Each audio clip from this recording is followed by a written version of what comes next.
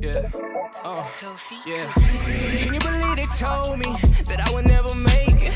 Now we smiling in their faces, smiling in their faces. That Lakers Nuggets, before the game, Chuck sang, like, I hope the Lakers lose because I can't, because he was preemptively angry at talk shows that were going to take the Lakers seriously. Like, well, if they're the 3 seed in what's considered the tougher conference.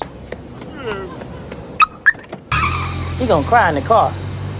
Now, many of y'all know Nick Wright, and we've seen him on TV, and we know this guy right here is a certified LeBron fan, groupie, or whatever the case may be. Now, the problem with him is he's disingenuous. LeBron, for the better part of 14 straight years now, has been the best player in the league. And who's the best player in the NBA? Kobe Bryant. Better than you? I would have to say right now. And a lot of people are disingenuous when it comes to this media because it's like politics nowadays. You have a guy, you go hard for this guy, even if you don't like the person. It's the person that maybe pays you, you're affiliated with, or whatever the case may be. But when it comes to Charles Barkley and Shaq, they keep it real. Now, the Inside the NBA show is really good because we know that they're being honest. The NBA product is not what it used to be. Half the time, they don't even run plays. They're just driving and kicking. So if we're going to be honest, Nick Wright is calling out these guys and saying he wishes that they were a little bit more lenient towards the Lakers. But let me ask you this question. If they were doing this to the Boston Celtics and not the Lakers, do you think Nick Wright would really have a problem with it because it's not involving his boy? That's the problem. It's disingenuous. He wants people to be disingenuous like himself. And people who are actually really good at their job usually keep it real and not politically correct. Now, without further ado, let's run this clip of what Nick Wright had to say. And I want you guys to leave me your thoughts down below because I don't think I'm tripping. I seen this clip on Dreamers Pro, so shout out to Dreamers Pro. And I wanted to talk about it. So let's get into today's video. If you're new to the channel, hit that subscribe and follow me on Instagram. Let's do it. Compliment is because that's one of, if not it might be the greatest sports TV show ever inside the NBA. It really might be.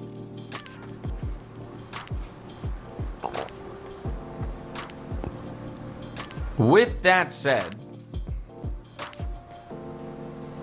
I wish this year it felt like they enjoyed basketball more than it feels like. And I mean, that Lakers Nuggets, before the game, Chuck sang, like, I hope the Lakers lose because I can't, because he was preemptively angry at talk shows that were going to take the Lakers seriously. Like, well, if they're the 3 seed in what's considered the tougher conference, are people allowed to take them a little seriously? And then after the game, when they win, with Austin making that unbelievable play and then Luka hitting the game winner and Shaq saying, good teams don't need that. Like, what are we doing? Like, that was one of the best games of the year. Everybody was playing. Nobody was sitting. It went to overtime. Caught it himself and tied the game. Tied the game. Insane. And then Luka hit a buzzer beater. Yeah. And, like, You watch the World Baseball Classic, and that's it's not an exhibition, but it's not the Olympics. Like, it's a created thing, and I'm going to talk more about that in a second. And everyone involved in the broadcast is so excited about it and so happy about it. And I just wish there was more of that from my favorite sports show ever. And so I'm not talking shit, and I don't want this, like, we won't clip this and send this out, but it could be. I'm saying it. I will stand by what I'm saying. I would like it to be put in full context. But it's just a bummer when it seems like some of your favorite people to watch don't like what they're watching. And do you think there's like a little bit of? I saw Jokic talking about jealousy and stuff. With like the ex-NBA players. Do you think that, like, with social media and stuff is so televised that, like, maybe people are upset that they didn't play in a certain era? Yeah, it is. You do see more from the NBA than any other sport of the guys ripping the just talking about how their era was the better era. Yeah. Like, you don't see Terry Bradshaw and Howie Long on the Fox NFL pregame being like, none of these guys could cut it in the 70s or 80s. It's not what it is. It's a celebration of the games. Now, I never see Shaq and Charles talk bad about certain teams, like the OKC, Spurs. They compliment the team. They say they have good defense. They say they're a great playoff team. They say they have a future. They can see all the great things with this team, right? They're fans of players. They're fans of teams because they feel in their deepest of hearts that this team probably has what it takes. As former players, they're keeping it real with the teams they believe in, the teams they see, having a good postseason. Now, like I said in the beginning of this video, does Nick Wright really have a problem with them bashing, the NBA? Or is it because they've been hard and critical on the Lakers? And LeBron plays on the Lakers, and we know the Clutch Sports affiliation.